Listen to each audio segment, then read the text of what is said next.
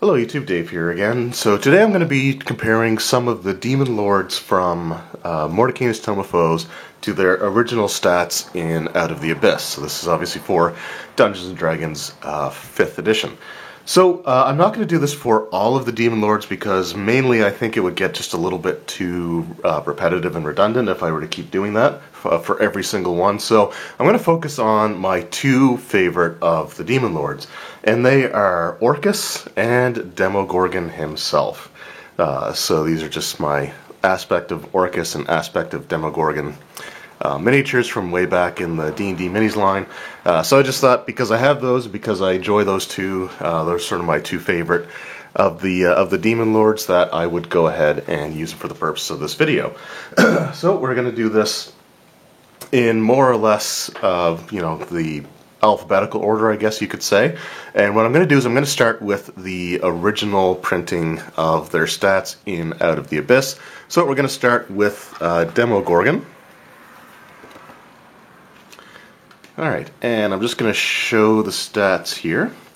Now, he does retain, as far as I know, he has all the same abilities that he had in Mordenkainen's Tome of Foes as in this one, but just to look at some of the major information here. So armor class 22, hit points 496 on 34d12 plus 272.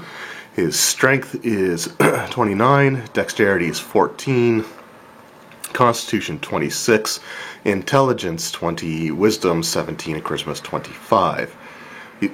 Saving throws are Dexterity plus 10, Constitution plus 16, Wisdom plus 11, Charisma plus 15. Insight is plus 11 for a skill, and he's got a perception bonus of 19, which gives him a, I guess plus 19, but it has a passive perception of only 21, which is kind of unusual. I think that must have been some sort of typo, because it really should be 29, or it should be plus 11 for his perception as well. But there you go. So he is resistant to cold, fire, and lightning, immune to poison, bludgeoning, piercing, and slashing from non-magical, immune to charmed, exhaustion, frightened, or poisoned, innate spellcasting, DC 23, at will dispel magic, fear telekinesis, at will detect magic of major image, 3 times per day, dispel magic, fear telekinesis, once per day, feeble mind, and project image. You can do with each of those once. Legendary resistance, obviously, magic resistance, magic weapons, and 2 heads. So his actions, he can attack with 2 tentacles, and his tentacles attack at plus 17 for 4d12 plus 9, and must make a DC 23 Constitution saving throw, or its hit point maximum is reduced by... Oh, okay, so that's sort of like a necrotic thing, where it actually reduces your maximum damage by the amount of... or your maximum hit points by the amount of damage that you've taken, so that's like a permanent effect. Or semi-permanent, lasts until it finishes the long rest. And if reduced to 0 by that method, then you're just dead. So the gaze attack is, once again, DC 23, and its legendary actions are the tail, which it's plus 17 to hit, for 4d10 plus 9, plus 4d10 necrotic damage, and maddening gaze. So those were the stats that we had for Demogorgon in Out of the Abyss.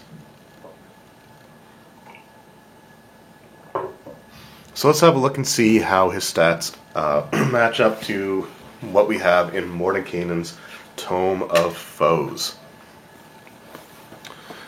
So Mordenkainen's Tome of Foes, his armor class is the same at 22. Hit points have been reduced, so he's only got 28 hit dice instead of, I think it was 35. So he's got 406.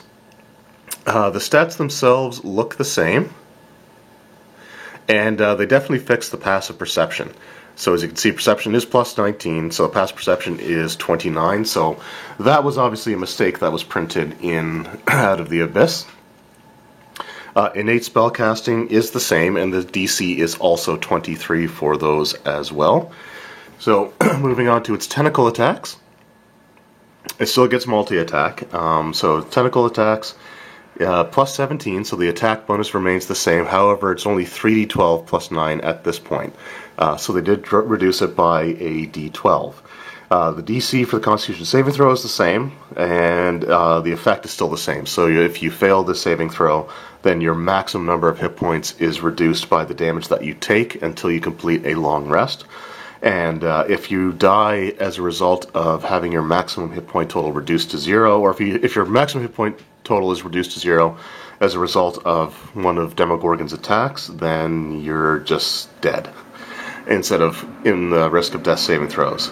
So for the gaze attack, it's the same. None of them dealt damage, and the DC is the same. For the tail, which again had physical or had damage to it, so the attack bonus is the same at plus 17, reach is the same at 15 feet, but the damage was reduced by half. So if you look, it's 2d10 plus 9, the dice I should say is reduced by half, so 2d10 plus 9 instead of 4d10 plus 9, and plus 2d10 necrotic instead of 4d10 necrotic. So there's the differences there. So again, this reduced his overall hit dice, reduced the physical damage that he can deal, but most of his other abilities have remained the same. So we're going to have a look next at Orcus and see how he changed from one book to the other. Alright, so let's have a look at Orcus's stats. Again, we're going to start with the Out of the Abyss adventure, where his stats were first printed. And seems to me like, so for the most part, it's typically like hit points, stuff like that get changed. So we're just going to look at hit points, saving throw DCs, and their damage mostly, but we'll just kind of gloss over the other items here as well. So starting off, we have armor class 17 normally, or 20 with his Wand of Orcus. 405 hit points with 30 d12 plus 210 hit points. Strength 27, Dex 14, Con 15, Intelligence 20, Wisdom 20, Charisma 25, plus 12 Perception, plus 12 Arcana, Passive Perception 22. So we got the Wand of Orcus, and items that require saving throw for the Wand of Orcus have a DC of 18. Power Word Kill, Finger of Death, Circle of Death. Innate Spellcasting has a DC of 23, and Chill Touch, Detect Magic. Create Undead, Dispel Magic, and Time Stop. Legendary Resistance, Magic Weapons, and then Master of Undeath. And then we have his attacks. So he gets 2 attacks with the Wand of Orcus. Plus 19 to hit for 3d8 plus 8 plus 2d12 necrotic. His tail is plus 17 to hit for 3d8 plus 8 plus 4d8 poison. And his legendary actions, just I don't think any of them would likely to be changed.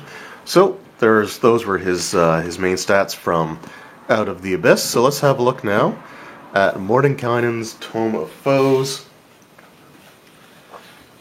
Or Mordenkainen's. I always seem to keep changing the way that I pronounce that. Alright, so we have armor class the same, so 17 or 20 with the Wand of Orcus. 30 d12 plus 210 for 405 hit points. That looks to be the same as well. Statistics all look unchanged. So Perception 22. Wand of Orcus, DC 18. And what do we got here? Power Word Kill, Finger of Death, Circle of Death, so they all look pretty much the same. Spellcasting is DC 23, so that looks like it hasn't changed as well. Let's see here. Spell-like abilities, or innate spellcasting, I guess I should say. Looks to be the exact same. Legendary Resistance, Magic Weapons, Master of Undeath. Alright, so his multi-attack, his Wand of Orcus does 19 to hit for 3d8 plus 8, and 2d12 necrotic, so that didn't change at all. His tail is plus 16 to hit, so that's one less. It was plus 17 to hit in the other book. Probably because his Wand of Orcus, I assume, likely gives it plus 3, I guess. But so it's plus 16, so that did change. One target, 3d8 plus 8, which is the same. But the poison damage was reduced, so it was 4d8 in the other book versus 2d8 here. and all of his other abilities look like they are still the same.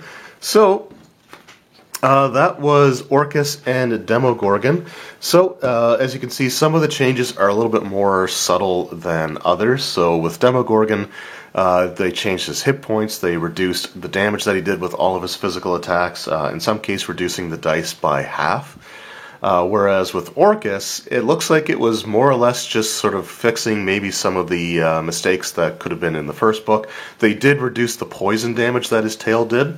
But all the other damage that he had actually remained the exact same, so he was relatively untouched.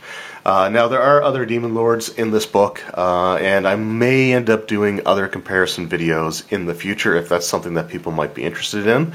But as for today, those are the two that I wanted to focus on. So I hope you enjoyed the video. I hope it was a little bit helpful to give some insight as to some of the things that were changed and how drastic some of the changes may or may not be for the different Demon Lords. And if you have some other comparisons that you want to mention, you can, again, if not having it done in a video, then certainly use the comment section. You can discuss some of the changes that were made with some of the other Demon Lords. The next one that I would probably want to look at would be maybe Grazit and maybe Baphomet, and those might be the next ones that I do.